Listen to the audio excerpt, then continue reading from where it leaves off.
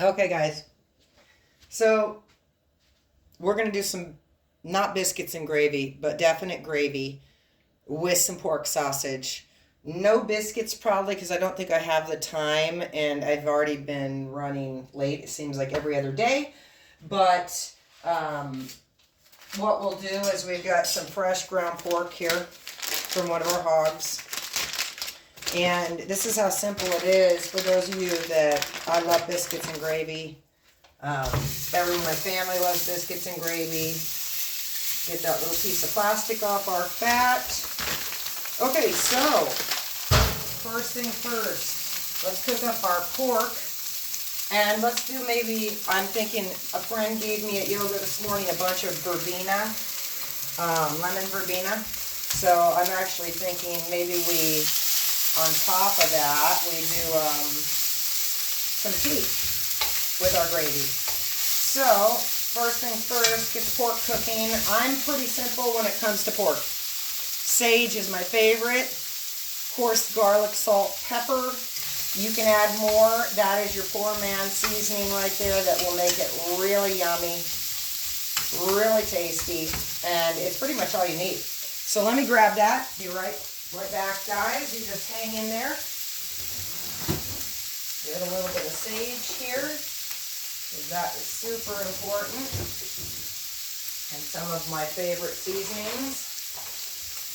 So you don't have to go crazy with lots of seasonings with pork sausage. Less can be more. It definitely, in my mind, can be.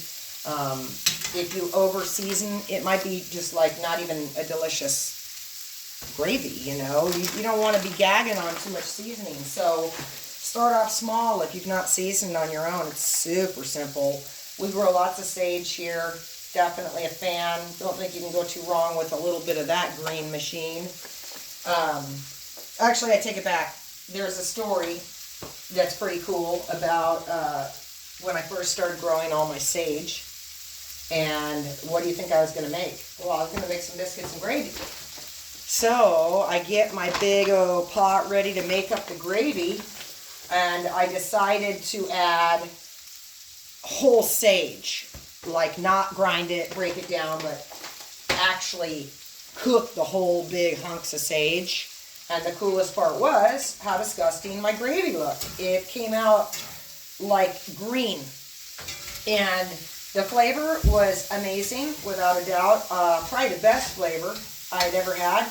But nobody could eat it because they couldn't get over the awful green-gray color that it was. So, yes, you can add too much sage, and it wasn't the sage flavor that killed the whole thing. It was actually the look. So, that's where you kind of go into a downfall. So, we've got this. Let's see. Oh, I like the smell. I'm even going to add more sage. We're even going to add a little bit more sage, guys. Love the sage. You can add a little chili flake. Sometimes I do like, maybe I'll get a little chili flake right now. It won't be hot. It just gives it a little fun flavor, so let's get a little bit of that. A little chipotle and stuff also can do real well. A little fennel seed, if you don't have any of that. So let me grab real quick. Okay, there. Okay. Sorry, I got to keep popping away, but my kitchen is not as convenient as people would like to think. I love a little fennel. So fennel and pork, they're best friends, guys. If you've got grown fennel, oh boy, it's a wondrous treat to grow. Okay, so we're getting our sausage pretty much cooking. It's doing real well. Our flame is bitching right now. You know, the key to cooking on a wood-burning stove is just not to get discouraged. It's very, very simple, but if you're not used to, you know, that you don't get to just adjust temperatures. What you do is you're pretty much moving stuff around the stove to adjust your temperatures. And as I said, we do have a damper that controls heat flow. But as far as the cooktop, you're dealing with anywhere in the upwards of 1,200 degrees once the stove's really been heating. So you just get used to it. A lot of people asking, is my house too hot? Would I be cooking on this if I was dying of heat in here? No, I would not. These are not what you think they are, folks. These are better than the stove you have. The problem is electricity was so convenient and wonderful that we've all got it.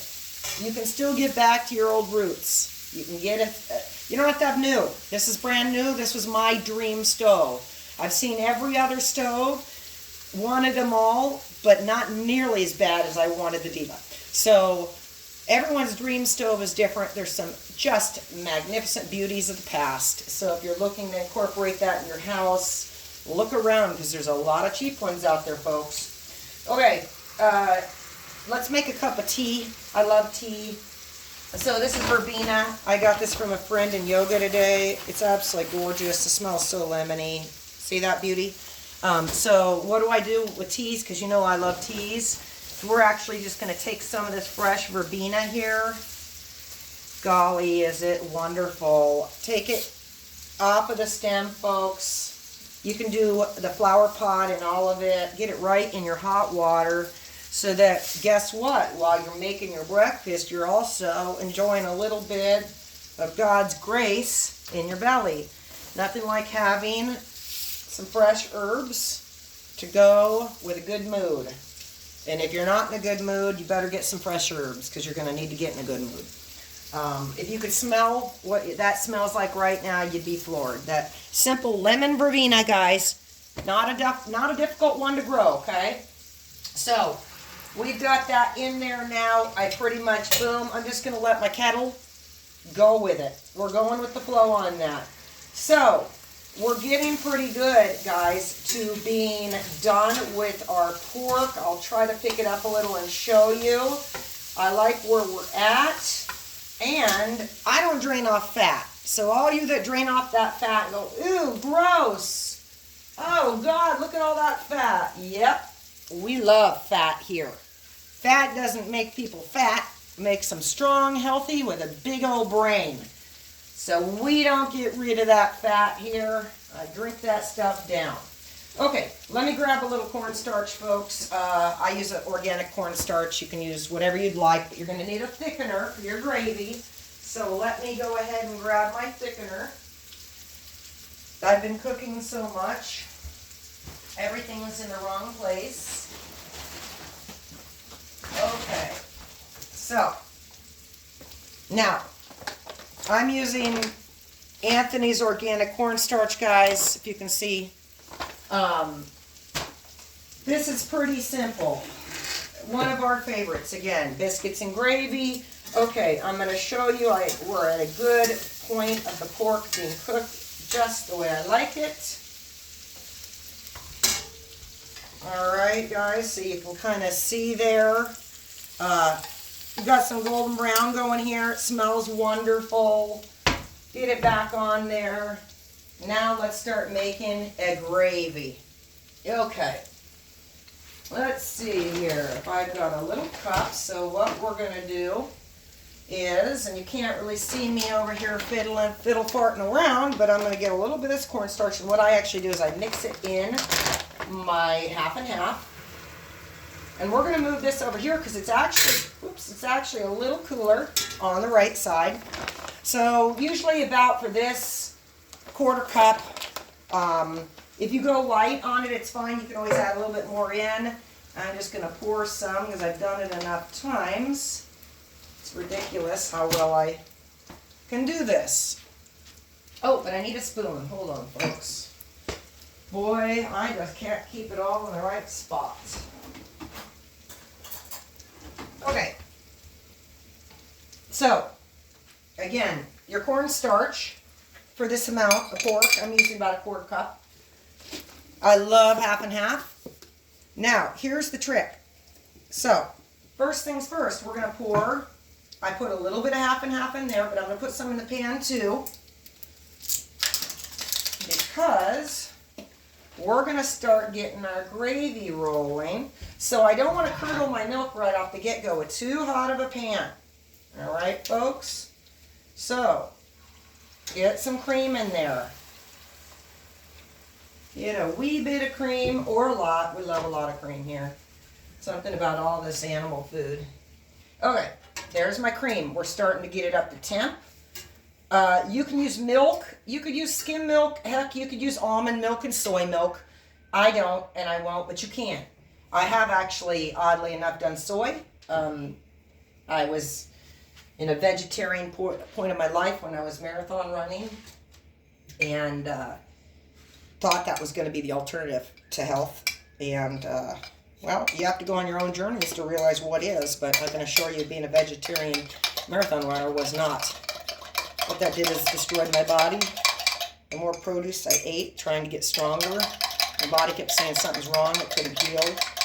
So think about those extreme diets, guys, because the key to life can a lot of times be moderation. If you get yourself going too extreme too many directions, you can make yourself even more sick. Okay, I'm actually going to add a smidge more of cornstarch, guys. And, you know, I'm trying to make the video as quick as I can, but it's really tricky cooking in front of you folks and trying to be quick. It's funny how, you know, when you're alone, you can just go find everything, but all of a sudden when you're on video, where's your fork, where's your spoon, where is everything?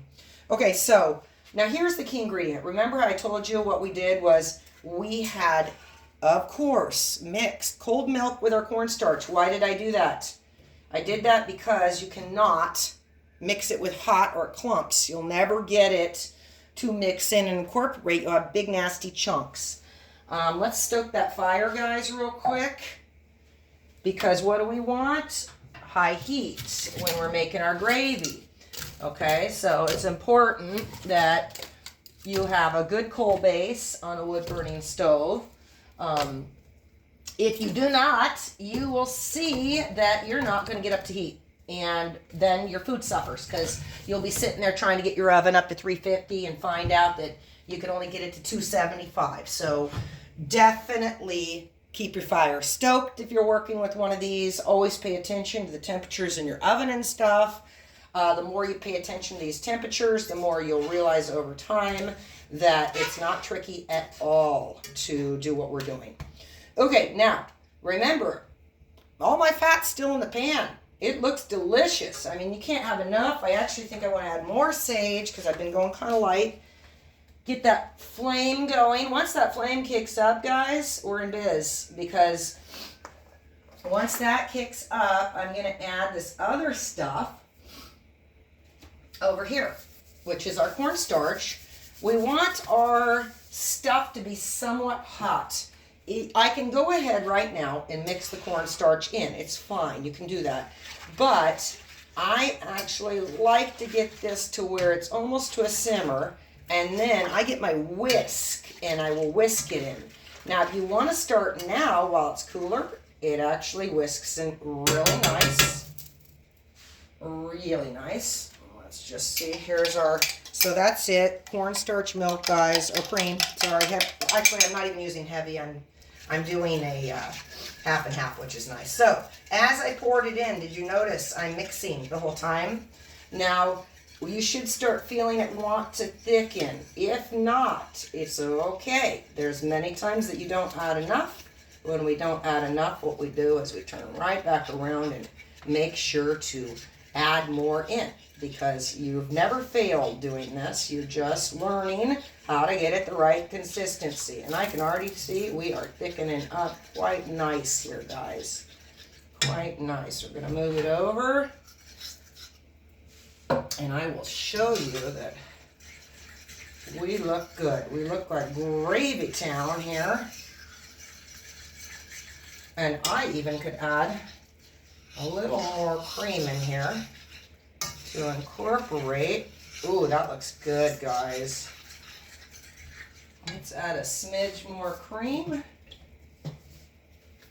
Even though my family does love it thick, I'm an in-betweener.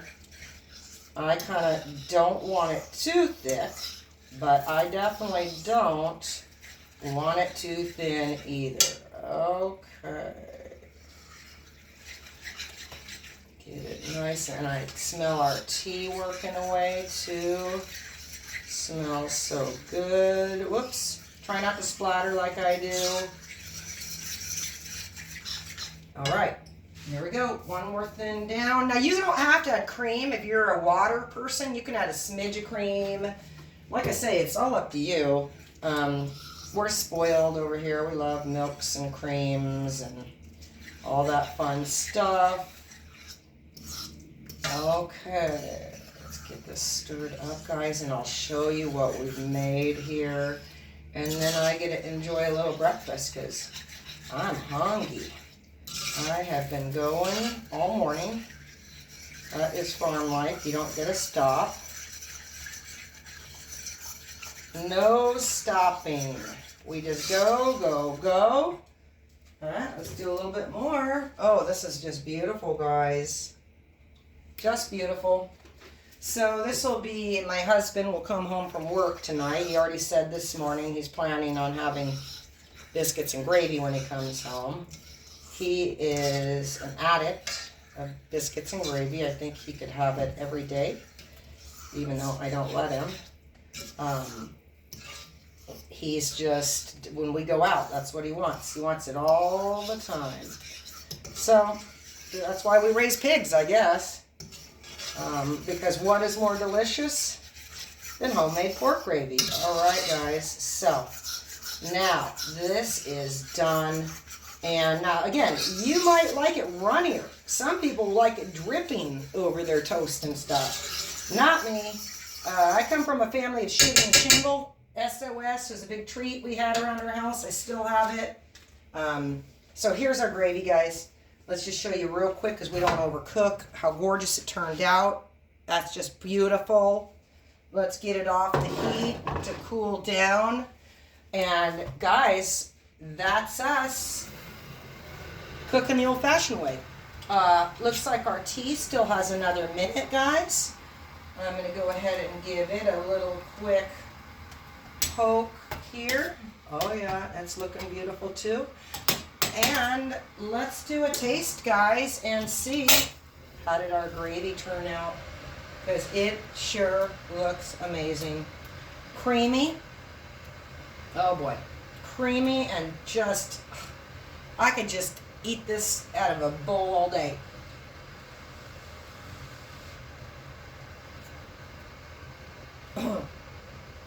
Wow. Well, guys, if you haven't had biscuits and gravy from a fresh organic hog, you better get your hands on one because you're missing out. That's divine. Thanks for paying attention, guys, and we'll be doing more videos in the future.